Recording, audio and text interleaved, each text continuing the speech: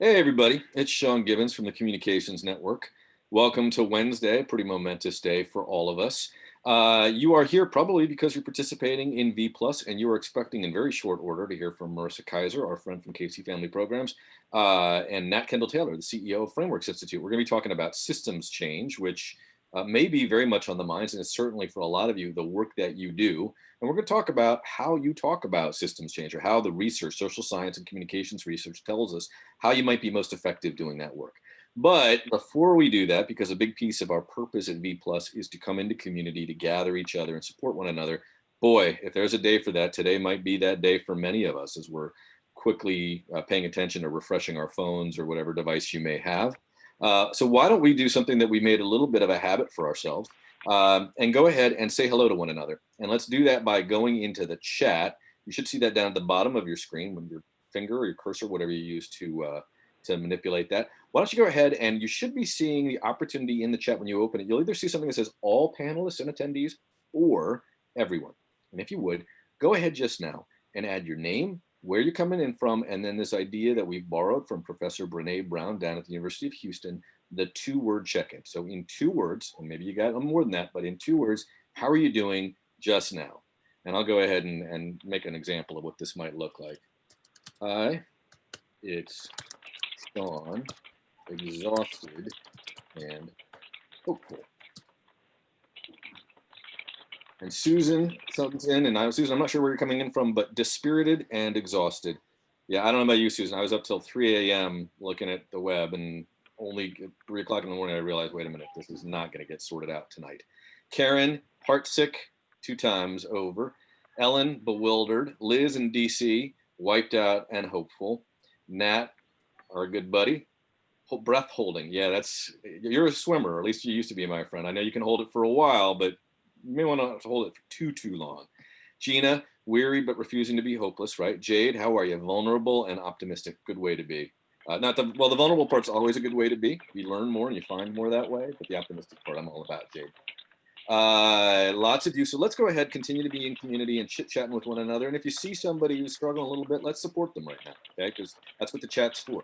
But with that, let's start moving into this. Now, my colleague Tristan Mahabir, as he always does, is running our slide deck. We also have a couple things for you that we've been making our practice now, and that is we offer closed captioning. So if you want that, Alan's manning that. You can go down to the bottom of your screen, click on the closed caption, and you'll see a live transcript that Alan's producing for us. And then if you have need of ASL interpreter services, American Sign Language, our friend Kenya is with us as well, and you can probably see her on the screen, or she'll be popping up for you, and you can pin that camera so that you can watch her interpretation of this conversation. With that, hey, Sarah, how are you? Resolute and stubbornly optimistic. I like that. Patient but irritated, Stephanie. I got you. Berkeley, weary and hopeful. Lots of you continue to please be in conversation with one another. Sherry up in Michigan, we're thinking about y'all up there, nervous and hopeful. All right, so let's go ahead. If you would, Tristan, take us to the next slide. I just want to tell you a little bit about some of the things we have coming ahead, because we do have quite a lot between now and December 15th when we'll wrap up V+. But this is the next thing on order for us, okay? So we're going to gather back again. I hope all you'll be able to do this. Tuesday, November 24th. And it's worth me flagging. This was originally set for November the 18th. We have moved the date. So if you had this on your calendar for the 18th, please go ahead and move that. We're going to move it to that week of Thanksgiving, Tuesday the 24th.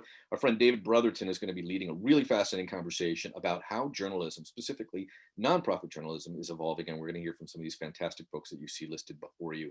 Really wonderful organizations. I suspect many of them are familiar to you. All right, so with that, Mr. T, if you would take us ahead. The other thing I want to just remind you, again, y'all know this, but if you are looking to kill a little time between now and maybe the final results of what's been a very unorthodox or unexpected election year, things a little bit different for us with mail-in votes and provisional ballots and all the rest of it, you can watch replays of all the stuff that we've done at V and V+. So maybe you need a fix from the whole Nicole Hannah-Jones, or a conversation with Alexis McGill-Johnson, or maybe Charles Vogel. All of that is up in the portal that we created for you all, that ComNetworkVirtual.org site, and you have passwords that'll let you get in there. You can watch all of it whenever you'd like.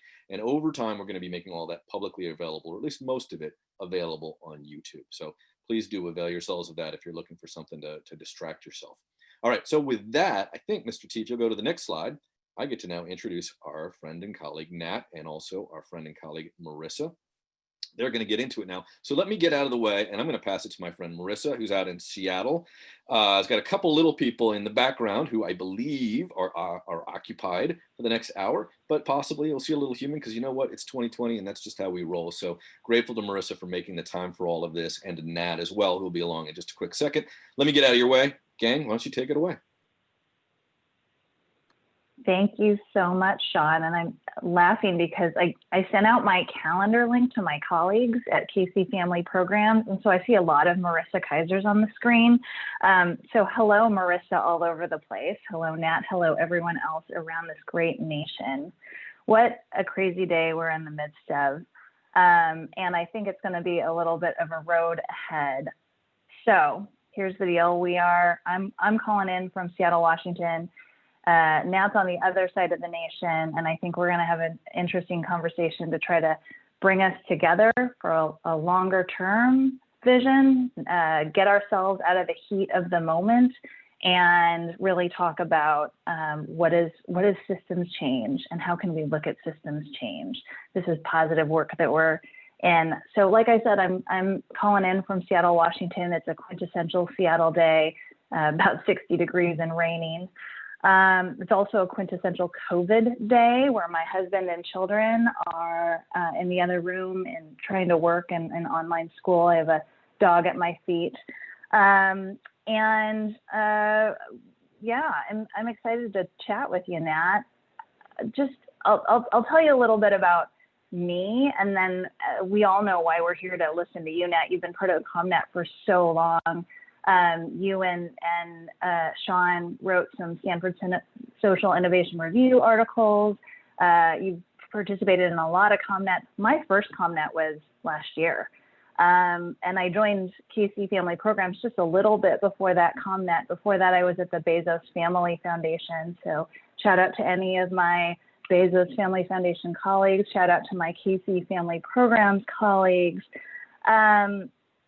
And I've been familiar with the Frameworks Institute for quite some time, right? I worked in early childhood at the Bezos Family Foundation, ran a program called Vroom, like a car goes vroom, vroom.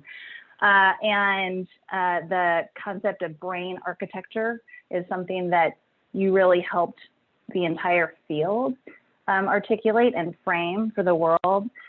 Today at KC Family Programs, I lead a team of 9 communications professionals. And together we serve an organization of about 400 child welfare professionals, and we serve the nation.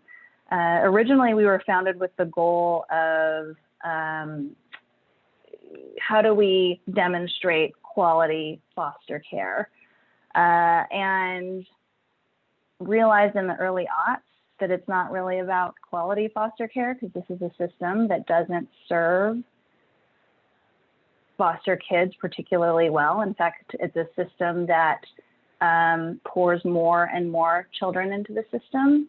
And so it's not actually about quality systems, it's about transforming systems. So it's a perfect conversation for systems change today. You may know my other colleagues at a cousin foundation or two, Annie E. Casey Foundation and Marguerite Casey Foundation. All are related, and we all sort of derive our origins from the founder of United Parcel Service, UPS, Jim Casey. But that's like a more than 100-year-old company, and we are well-established foundations. But today we're here to talk about systems change. So Nat, Frameworks Institute touches a whole lot of issues. KC Family Programs tries to work on systems change across this nation, including 16 tribal nations. Let's dive in. Sure. I'm also going to be on mute when I'm not talking, Marissa, because I've got the dog's not at my feet. It's out there, and the 3 kids are out there as well. So it may take me a minute to unmute myself. Apologies for that, but I'm working the mouse. I'm getting over there.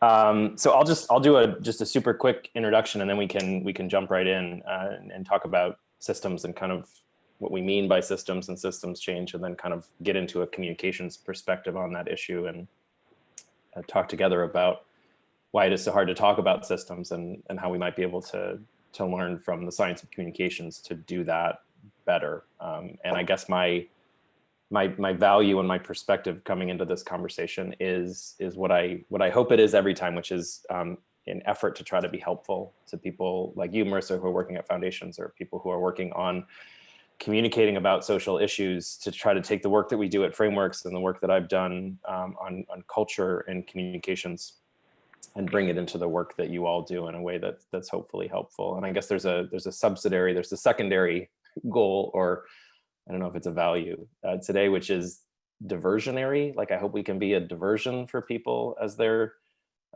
thinking about all kinds of other things. And I hope it's a productive diversion as compared to what I've been doing this morning, which is like a combination of going upstairs and trying to match socks that don't have matches, or draft emails to my father-in-law in California, convincing him that he shouldn't come for a visit. So I hope this is like a productive diversion where we can move our thinking forward, and maybe not think about the election results for the next little bit. But if you need to, obviously pull it up on your screen and follow along as you need to. So I guess the other thing that I'd say, I have been at ComNet, Marissa, for a long time. There was a little bit of like maybe too long in the way that you said that, but I've been at ComNet, and Sean and I have worked together for a really long time. And I guess the important thing to realize is that I've kind of been a perpetual outsider in ComNet, but in a good way. So I'm not a communications person. You all should know this in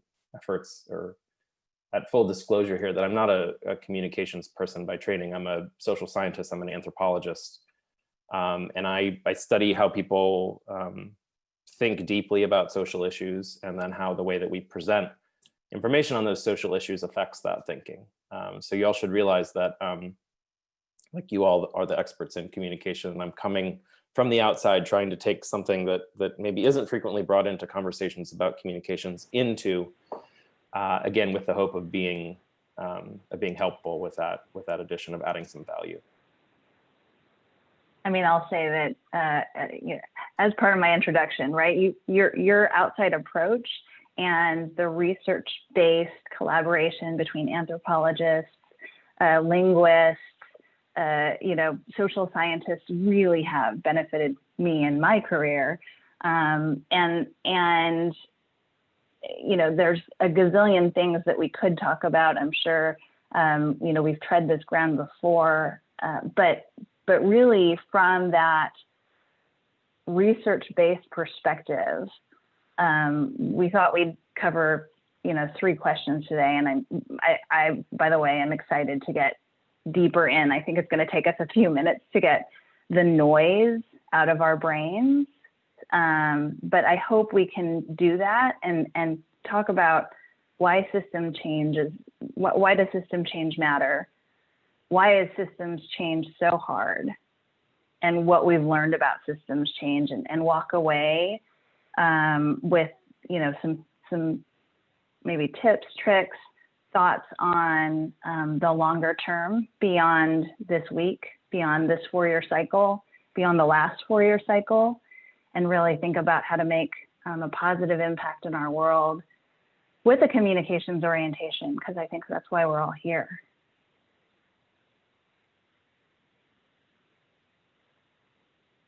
Sounds good. Thumbs up. So how do you want to start, Marissa? Do you want me to dive in? Do you want to ask me one of those questions that you want to start with, or I think we're just kind of going with the flow here. I think both of us have some interesting perspectives, and well, I think they're interesting perspectives and things to say. But what do you think would be a good way to get into this? Well, what if we started with the first question? Why does systems change even matter? And I'm happy to take it from a practitioner perspective, and you share from the research perspective, and the perspective of your seat as CEO of Frameworks, and we'll go from there. Sounds great. I love it. Thumbs up. Okay, awesome. So let me tell you just sort of the story of KC Family Programs, and I indicated it a little bit in my introduction, but you know, KC Family Programs was started in the 60s as an operating foundation. And what that means really is that, you know, we're not necessarily a grant-making entity. Nonprofit organizations are not writing to us, and we're not doling out money in that way. Rather, we were established to run our own child welfare agencies and create that best practice in foster care. Can we demonstrate high quality foster care? But as I said, you know, there was this pivotal moment where you realize that the system that we're actually participating in and trying to create the best of the best in class is actually one that's not serving the right outcomes, not yielding quality outcomes for children, which was ultimately our goal and the intention of our founders. So how do we shift our focus? And the focus came from working our own best quality system to changing systems through position of influence and highlighting best practices, highlighting quality outcomes for children and families. And we now operate in all 50 states with, you know, child welfare agencies that work in those 50 states, districts and territories, you know, DC, Puerto Rico, U.S. Virgin Islands, and 16 tribal nations. And I think that's an interesting one because child welfare systems have disproportionately affected Native Americans, Black, Indigenous people of color. And how do we work from within to not necessarily completely dismantle systems, but to actually transform systems to really serve children and families for better outcomes, right? We know from the early childhood world, Nat, you and I know this so well, that the architecture of a human brain is built from the ground up, and you know, the first 5 years of life are when a child's brain is developing the most rapidly. But to know that the vast majority of children in our child welfare system are in that precious category, and we are inflicting severe trauma. The system is inflicting severe trauma on these children. The system is broken. So this, to us, is why systems change matters. It's, you know, systems were created because we want to create efficiencies. We want to get to scale. We want to deliver services, all well-intentioned. Systems are this collection of people collaborating, but if the outcomes are wrong, how can we retool the system to make it so that it actually does serve with the outcomes desired? That's my perspective. I think that's great. Yeah, we have all kinds of different conversations that we could have, Marissa, about early childhood and child protection, and we could go back and we won't do that now, though, for the benefit of everyone. But I love the vroom work and so many things about what you're doing now at KC and what you've done previously. So I made a slide with why I think systems change matters, and I think it's probably less helpful than what you just said, but I'll share it just in case it is helpful. So bear with me, and then Marissa, if you could just give me some kind of a sign as soon as I share this that you can actually, hold on, let me look at you here. Yeah, can you see can you see my notes, or can you see my slide? We see your slide. Okay, great, thank you. And so there's all kinds of reasons why systems and changing them matters, but to me, and this is more from my perspective as a social scientist, as someone who studies social movements, than it is from my perspective as a communicator or even an anthropologist. And so you said one of these things that I'm going to use, ironically, a metaphor that you just used, I'm going to use it in a different way, is that I think the most important reason why systems matter and changing them matters is because systems are kind of the architecture of our realities, right? They determine the resources that people have. They determine the access to all kinds of things. They determine what's possible. They determine what's not possible. They open opportunities. They close opportunities. And so I think this kind of architecture metaphor is actually really helpful as a way to think about systems. And that's not to say that individual agency and choice and will and all of these things don't matter, but it's that all of that stuff, which we tend to focus an inordinate amount of attention on, exists within the confines of these things called systems, which we create, which are designed and implemented largely through policy. And I mean policy not just in kind of the federal way, but policy in terms of the way that organizations at all levels run and work. And so to me, and we could stop here, even though I've got two other reasons why they matter, is that systems matter because they construct our reality, and variations in those systems and how they work can lead to dramatically different realities. And I think that point in and of itself is one, from a communications perspective, as I'll be talking about in a minute, is exceedingly important to communicate because of the way that people tend to look at outcomes and tend to understand realities as being an almost exclusive product of our individual internal characteristics, like willpower, like grit, like gumption and drive. And the way that those contextual confines and that architecture tends to fade from view and not be the kind of things that we focus on when we're thinking about explaining why outcomes are the way that they are, and in thinking about the solutions that are necessary to improve those outcomes.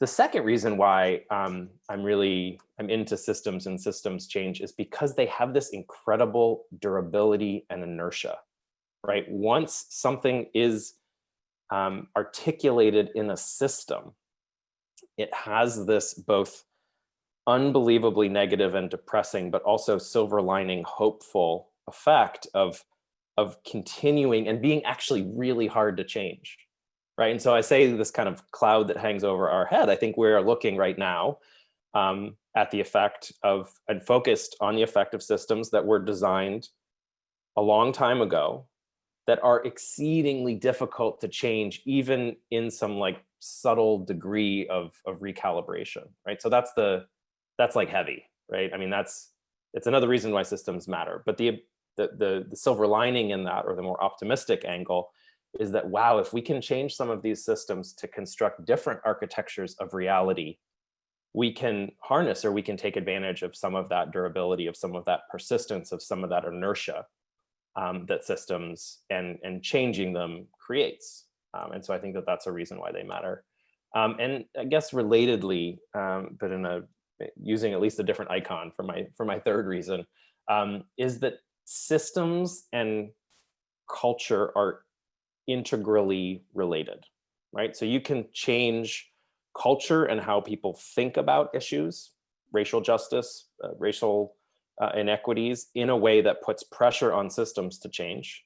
But you can also change systems in a way that puts pressure on culture and public thinking and understanding to change. And I think the real goal, or the way that I and frameworks think about systems change, is that we are trying to move both of those things to the point where they start creating this felicitous cycle, right? Where you've got thinking about child welfare in the public mind that starts to change and starts to put pressure on systems. You start to see the systems change in ways that in turn put pressure back on public thinking to move it forward about what needs to change. And then you kind of, and again, the inertia of that cycle, once you're kind of have created or locked into it in a productive way, kind of creates that that tipping point, that threshold, that point at which you can really start moving with pace and power to create the kind of change that we want to see. So I'll stop there, Marissa. I don't know if you've got any questions or things that you want to add to that before we shift into more of the kind of communications discussion. But and I should have said at the beginning, like, I don't think anything that I've said is news or anything that anybody on this call doesn't know. But I think that one of the things that we have to realize is that for a lot of the folks and audiences with whom we are communicating, some of these basic points about systems and why they matter and why they need to change are not common sense in the way that they are to us as advocates, as experts, as communicators working on these issues. And so part of the kind of reorientation and perspective that we need to get to is realizing that when it comes, I promise, I guarantee this, when it comes to systems and systems change, we are not our audience, right? We think in ways about systems and understand them at levels, at depths, at kind of comprehensive nature that the folks who we're communicating with, and this is not meant in a disparaging or patronizing way, just don't think in the same way about these things. I mean, that's really interesting. And now I always love slides from frameworks because the simplicity and the clarity in which you frame a very complex, like, why does systems change matter, right? Like, if I were to create anything on my answer on why systems change matter, you'd have like thousands of words and lots of arrows, and this really, really exemplifies in a simplistic way. You know, these are very compelling reasons, and I love that you ended with the push-pull, and that we have the opportunity before us to really shift the architecture of our reality to one that more equitably represents the reality of those that may not have been in power historically. And I think that's the systems change that many of us are, you know, working for right now on a meta level. But say more about the idea that we are not our audience, because I think that's an interesting point and one that deserves a little more probing. Yeah, so it's one of these things where when I say it, everyone kind of rolls their eyes and nods their head like, oh, well, duh, of course we're not our audience. And then me here included. And then we go back to our desks and our jobs as communicators, and we completely violate that thing that we kind of knowingly nodded our head about and kind of rolled our eyes about. And it's because it's really hard to break out of your perspective and to kind of take on or understand how other people are thinking about issues.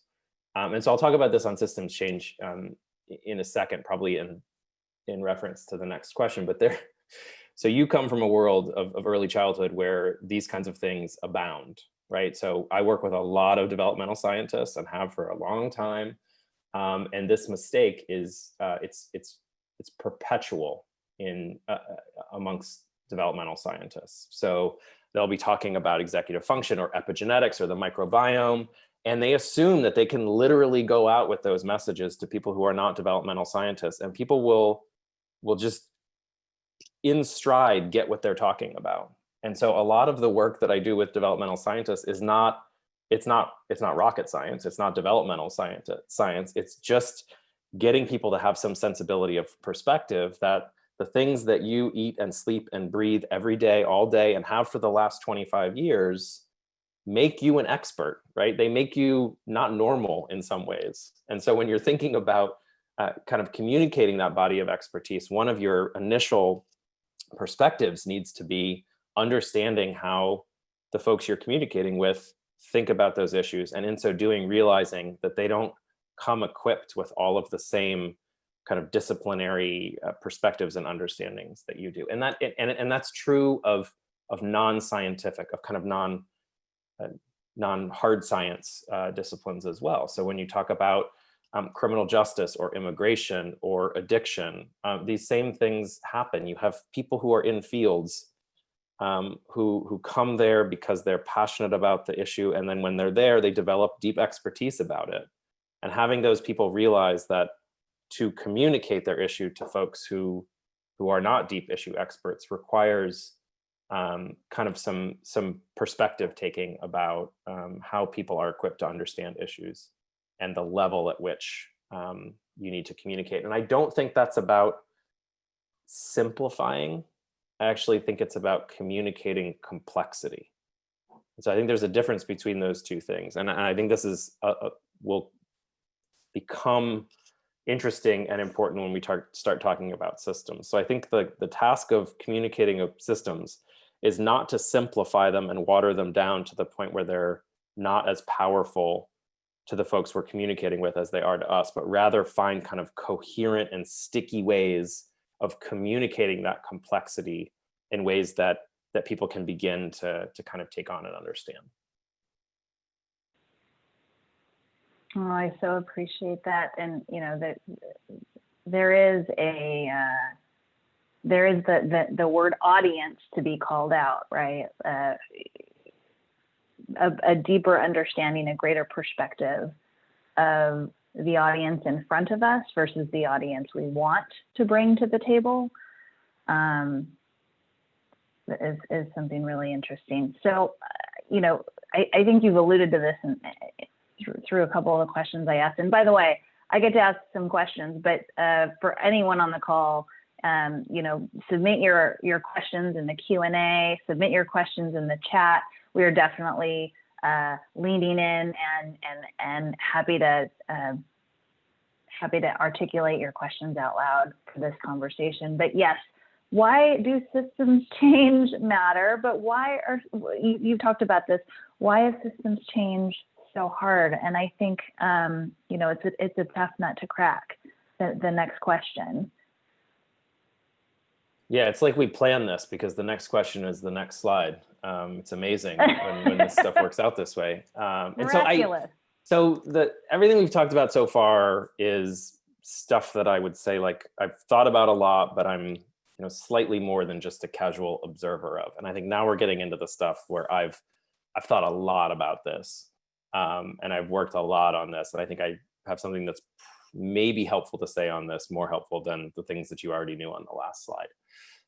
And so there's a whole slew of answers to the question of why thinking about systems is so hard. I'm gonna talk about three, and then I'm gonna give you three quick examples, current, not like today current, but like last 7 months current, that I think really illustrate these principles and ways. And so the first one is what's called evolutionary psychology. So this is the study of how our cognition, our ways of thinking have evolved. So not just the physical structures of our anatomy have evolved over time, but our way of processing information, our way of thinking, our focus on certain things, our inability to think about certain things have also evolved over time because they conferred greater fitness than other mechanisms or methods of cognition. And so it goes back to, in some ways, systems are so hard to think because of evolution, because we evolved to be hyper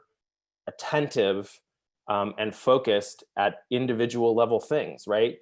At the time when our brains were evolving and getting wired up, it was incredibly advantageous to be able to track hierarchy between individuals, to be able to monitor exchanges, to be able to keep track and assess someone's emotions in a dynamic way. So those are all things that were highly advantageous because of the context in which we evolved. And so thinking and seeing things at the individual level are things that we are incredibly attuned to and good at. Now, thinking about systems was not something that conferred great advantage in terms of our adaptive fitness at the time of evolution. So we did not get good at the same way at thinking systems in the same way that we did thinking about individuals and relationships and emotions and all of these things that were front and center and very real. And so I think that's one really important thing to realize, is that this goes back. This is not like a modern last 50 years phenomenon. I mean, there are some real hardwired reasons why systems are hard to think. The other reason— But you're also telling us that we're higher evolved because we're having this conversation. That's right. I'm saying we are always evolving, right? And evolution is not a process that stops at any point. And I think that the dynamism of this is important. But it is important to understand that kind of the cognitive processes that we have and use right now didn't come to be 50 years ago. Right? They evolved a very long time ago in response to contexts which are fundamentally different from the ones in which we live and are trying to achieve positive outcomes in. And the second one is related to that, is when we think at this individual level, when we're thinking when our unit of analysis is individuals and individuals' relationships, and we think about outcomes as being the result of individual characteristics and honesty and drive and discipline and these things, all the rest of that stuff fades from view, right? And creates this phenomenon that some people call contextual blindness, that if all I see is people and drive and will and characteristics, then everything else easily fades out of my view, and I'm just not attentive to it. I'm not focused on it. The rest makes too much sense, right? I know what the story is, and therefore I stop searching for other answers to why this is the way that it is. And then finally, there is this way in which what in anthropology, the kind of fancy theoretical term is called the double birth of meaning, which means that we think in the ways that we do, and therefore things in our external reality are aligned with those ways of thinking. So think about this in terms of news media, right? We think in heavily individualistic ways. Therefore, the news media that is created is kind of catered to or constructed so that it aligns with those individualistic ways of thinking, which then in turn reinforce those individualistic ways of thinking.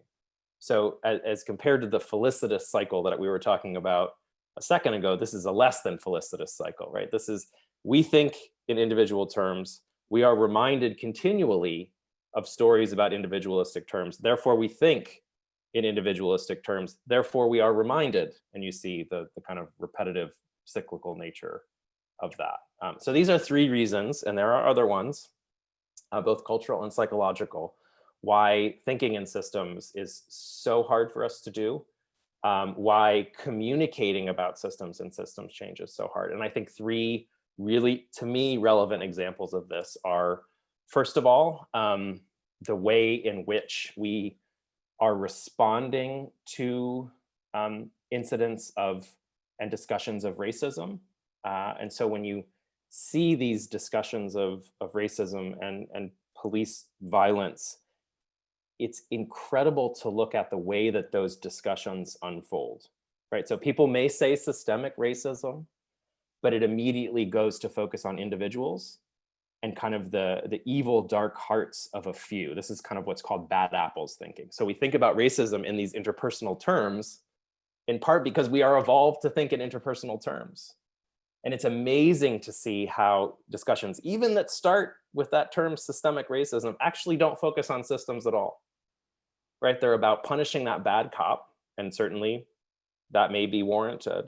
They're not about changing the system that hires, that trains, that incentivizes all those police officers, right? And so you can see really clearly how our proclivity to think about individuals and our difficulty in thinking about systems is manifest in the discussion of systemic racism right now. And just saying systemic racism is not enough to get people to think about systems. The second one, again, hopefully contextually relevant, is the ways in which issues of inequity in terms of COVID rates of infection and death are responded to. So immediately our inclination is to go towards health behaviors, right? These groups of people had pre-existing or prior conditions that were kind of conditions based on lifestyle, right? So we're looking at this in individual choice and will, rather than the fact that systems orient our society in a way that certain groups of people are exposed differentially to the bias, whether that's through virus, whether that's transportation or housing or employment. And then last but not least, the discussion around healthcare. So the thing that has been the focus in the discussion of healthcare, and this is probably going to be less than popular as a comment, are these heroic individual healthcare workers. And I don't mean to suggest that they are not deserving of heroism. But what this does is you can see that our discussion has not been focused on the systems that ironically force them in their failure to be heroes. And people in the healthcare system are the first people to tell you this, that if the system works and if our focus was there, they would not have to be in these positions of having to be these heroic individuals. So I'll stop there. That was kind of a lot, I realize that, but hopefully what this last however long I've been talking shows are some ways that it's not a surprise that these systems discussions are hard to have. In some ways, the deck is kind of stacked against systems thinking, but that doesn't mean that it's impossible or that we shouldn't try to make these discussions and the thinking that underlies them more robust when it comes to systems. I mean, it's interesting that you started with this sort of evolutionary psychology, individualistic, you know, and ended there as well. And I wonder if we might actually just move forward and, you know, Sandy also says this is mind-boggling, messed up systems create needs for heroes, right? I think we are actually having conversations about systems change more and more. I think the reality of the system that created leniency for those who murdered Breonna Taylor hurt so many of us viscerally and personally that we want to actually elevate our conversation to look more at the systems that have created this outcome, this very, very negative outcome.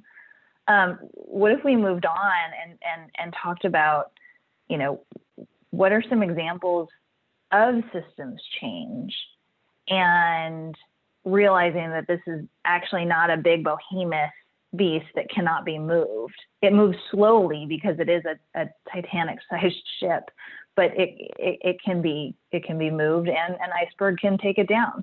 So I wonder, Nat, if you have some thoughts on what we have learned about systems change from your perspective as a researcher.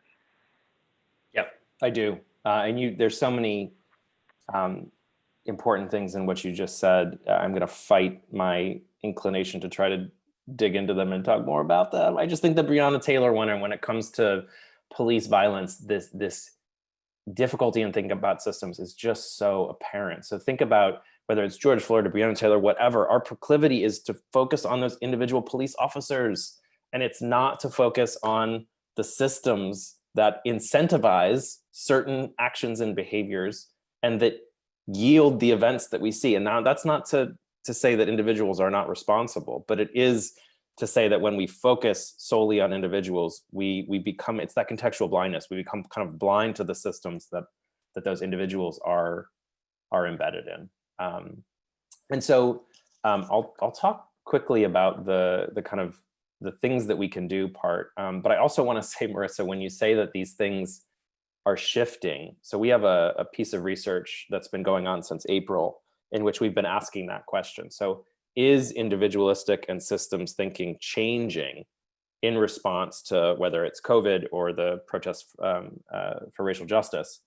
And there's some optimistic and really interesting results that suggest that it does seem, these events do seem to be kind of shifting that balance in some important ways, unevenly across groups of people. And I have to be careful about how much of this I talk about because these are results that haven't been released yet. But if maybe we can find another way to get them to the ComNet folks when they do.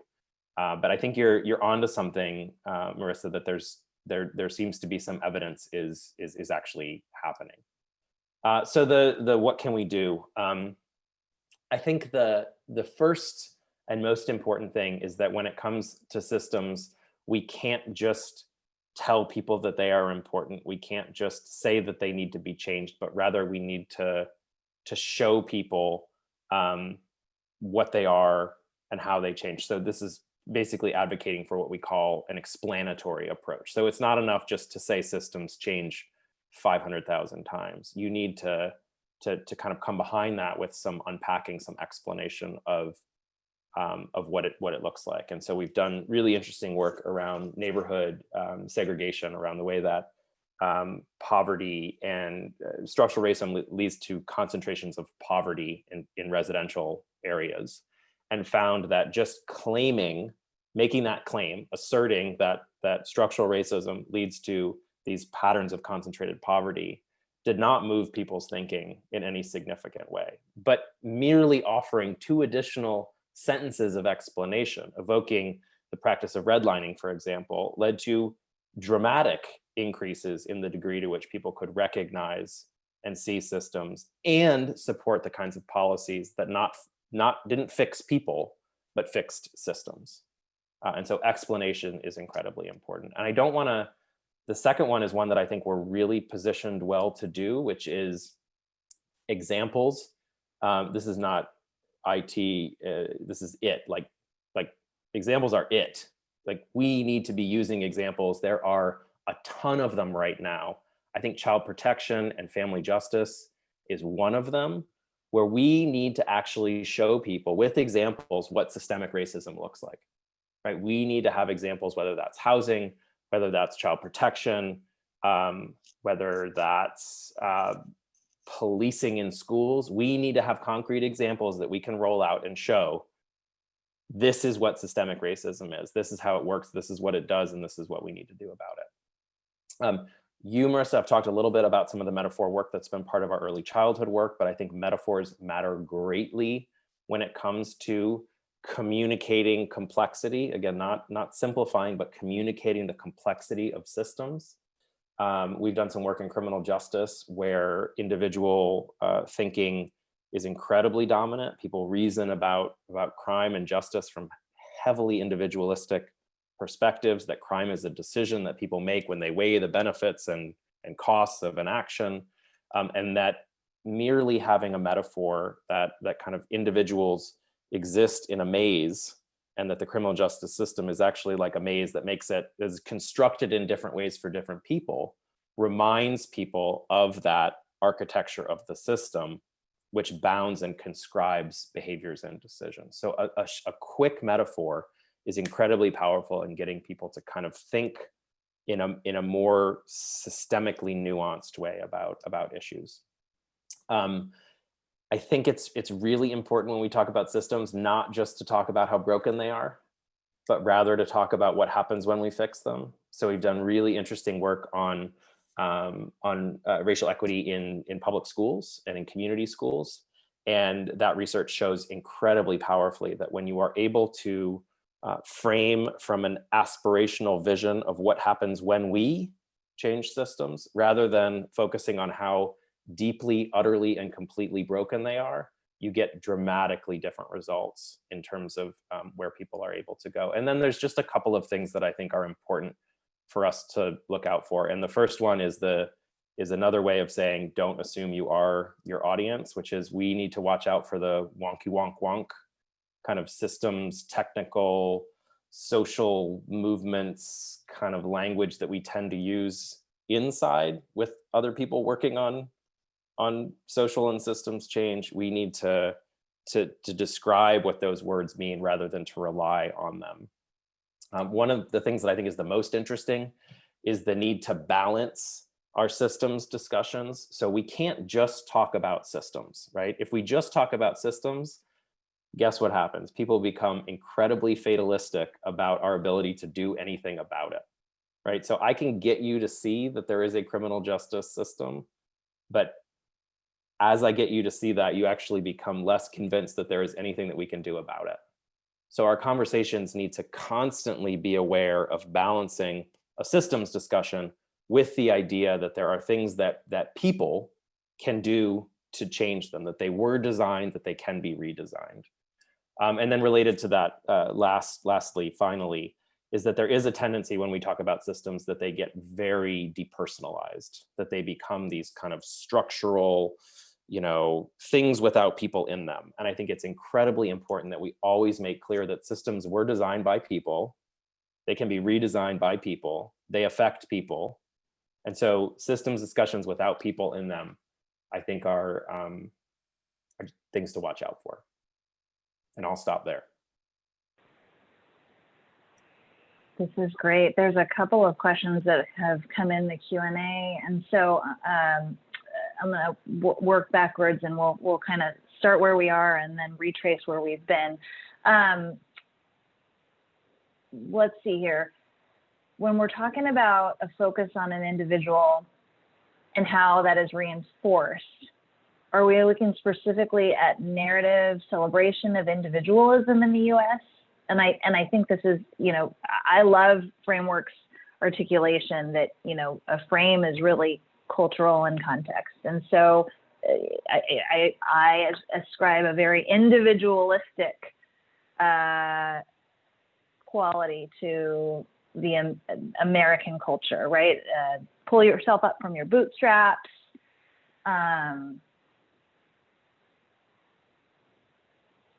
So how are we looking specifically at the narrative or the celebration of individualism in the U.S. in terms of systems change? I think it's that double birth of meaning concept, right?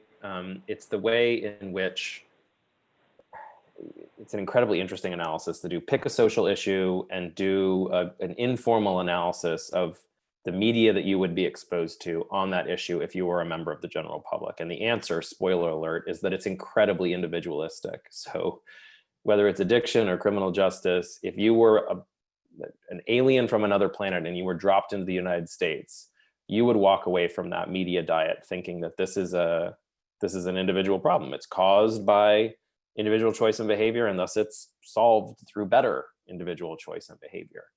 And so part of the answer is to try to interrupt that narrative, right? Is to try to have a higher percentage of people's diet of information that comes from sources that are kind of systemically sensitive and oriented. Now, you can tell by the wonky wonk wonk that I just did in my answer there that it's really hard to tell system stories. Super hard, right? It's really easy to tell, you know, John Wayne, whatever it may be, individual stories. But there are great, maybe people who are on this call right now, there are great people in ComNet that are working on developing better systems stories that you watch that don't allow you to walk away thinking that that problem was caused by this individual who did or did not try and were solved by that individual trying harder or saving that individual. And so a lot of this is about using narrative to interrupt this double birth of meaning, this cycle that we have culture in our head, which is incredibly individualistic. We have culture in the world, which is incredibly individualistic. And if we don't interrupt it, how do we expect any of this to get easier or change? I mean, that there's another question on this, you know, very similar line. You know, since audiences are drawn to personal stories, how do we use the individual stories to bridge to conversations about systems? Maybe it's even just to ground us in abstract. Yep, it's really good. I've got one specific one. I don't have a link for it, but maybe you can. There's probably a way to find it, or we can provide it after. So the answer is that you can't have stories without people, right? That's the depersonalization thing to watch out for. It's not, you can't just talk about the education system and not have people in it, or guess what? That's not even a story. Like, for people aren't showing up or listening to anything that you have to say. But it is about taking stories about people and making systems characters in those stories. So my favorite example, and it's an 8-minute example, so it's easy to watch, is a story that was produced by a project that we're part of, which is called Shared Story, which is part of the Partnership for the Future of Learning, which is exactly what it sounds like. It's an education project designed to kind of get new narratives of education out there.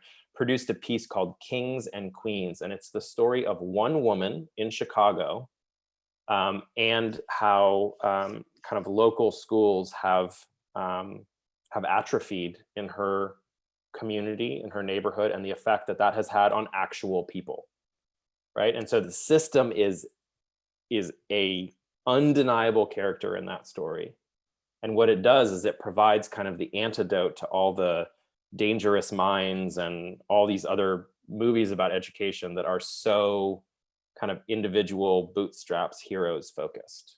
And so we need more kings and queens, and we need less kind of Dangerous Minds. I don't know who the actress in that. I think it's Michelle Pfeiffer, who basically kind of comes in and saves a urban school and all of the, you know, people in it who need to be saved, right? So we need less of that, and we need more of the kind of story that Kings and Queens is. I love it. And thank you, Piper and April, for populating the chat with all these amazing resources. Like you say it, and then the community fills it in. This is awesome. I think April is my colleague who actually worked on that film, Kings and Queens. So I'm hoping she's on and she provided some link to that, because she deserves a ton of people deserve credit for that, but she's certainly kind of the framer behind that piece, and it's awesome. Everybody should check that one out. Thank you all for that resources. I'm excited to check it out. This is actually the question I wanted to start with, and you know, sometimes your eyes move quickly on a screen that jumps. Can you talk about the distinction between a metaphor that communicates a system without simplifying it? Looking for an example that might illustrate this.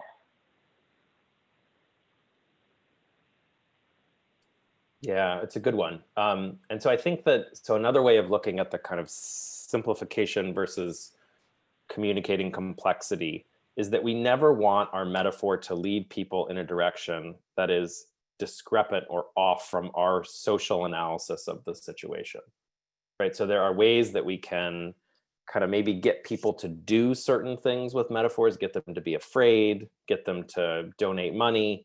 But in so doing, we run the risk of actually distracting people from the ideas that we want them to be able to get and understand. And so I think that, you know, you use the metaphor of brain architecture. Now, this isn't, we could say this is a systems metaphor, but it's like a biological systems metaphor that may be cheating. But what that does is it communicates complexity. As soon as you start thinking about brain architecture, you start thinking about how, well, if that's how it works, then early matters, right? It's not like if something bad happens to a kid, I want it to be early so they don't remember. Oh my goodness, early actually matters. And the materials are of consequence, and there's a sequence, and it's active. And so that's a metaphor that is, and you could argue it's a simple metaphor, but what it does is it opens the door to really complex, what we call entailments, really complex ideas that you start to be able to use and think with. I'm trying to think of a metaphor that would simplify unproductively brain development, and I'm totally blanking on that.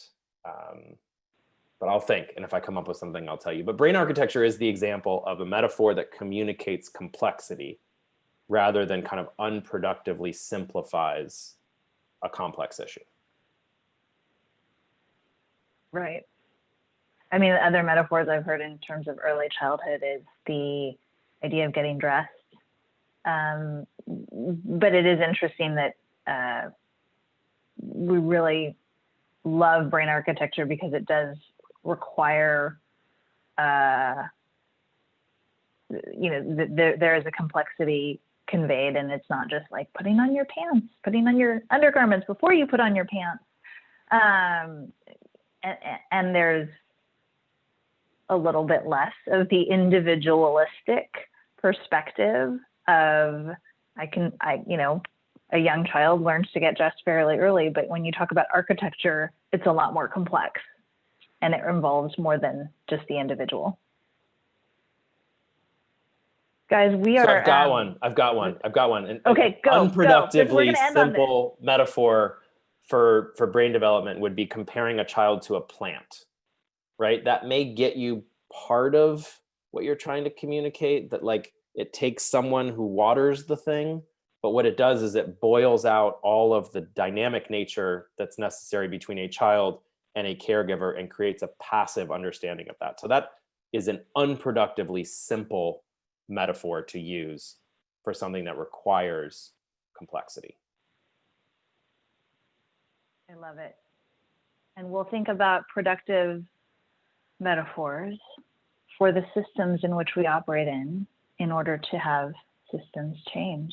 You guys, we are at time. This was amazing. Thank you all for being part of this conversation. Nat, look forward to diving in deeper more. I'm with you. Sean, you want to take it over? Yeah, I'll take over and just get us out of here. Just say thanks to both of you on behalf of everybody. We had a whole lot of us here. You did your job, which was distract us for an hour. And to your credit, your brain seemed to function because I think, at least for mine, I was grateful. I'm not the one having to talk to everybody for the last hour. Cindy says, I was so depressed, I almost didn't come today, but I'm glad I did. Thanks for this incredibly productive distraction. And so I think plus 100 from all of us who've been here today. And Emily as well, our friend from StoryCorps joining us, agrees. Nat, your desktop is something to behold. I need to take a class from you on how to keep a clean desktop. That is quite impressive. As we lead you out, I'm going to just show you a couple things we have coming up. Tristan, if you don't mind firing up the slides for everybody. And here we go. So I told you we will be back November the 22nd, if I've got that date right, but maybe it's the 24th, for a conversation about journalism. And then in December, a couple of other things just to look ahead to. Many of you are in the business of taking really complex stuff like Nat's work, research, and getting it out into the hands of people. This is actually oftentimes also about talking about systems, isn't it?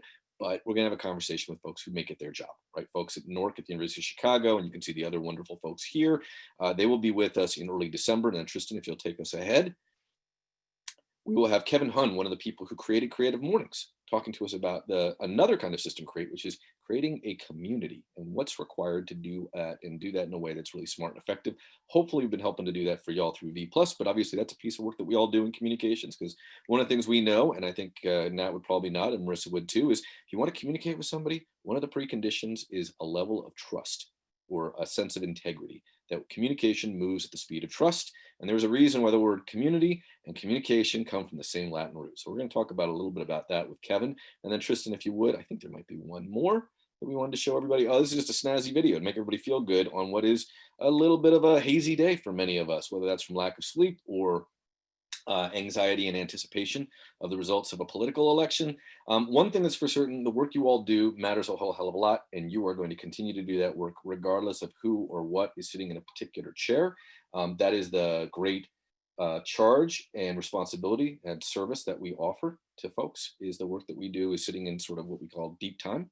And so grateful to Nat for helping us and to Marissa for helping us to understand how these things evolve and how we talk about them. And in the chat, Nat was very kind to pen a piece for us recently. I think it's titled, if you want to Google this, just look for Nat Kendall-Taylor and what to talk about when we talk about systems change. And that's on the ComNetwork.org website. You can also find it in the chat if you'd like. With that, thanks everybody. Be safe and well. Good luck to you in whatever the rest of the day brings. Patience and faith. And for those of you who are interested and maybe need a little bit of this, particularly today, you may recall, maybe you haven't seen this yet, our friends at 10% Happier, which is a mindfulness and meditation firm that was founded by an old college buddy of mine, Dan Harris.